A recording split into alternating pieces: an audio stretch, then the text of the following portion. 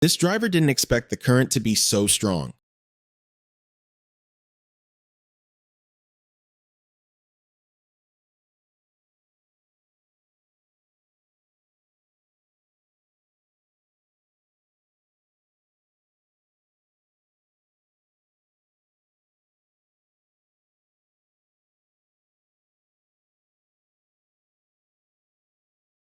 When the car stopped moving, I knew he was cooked.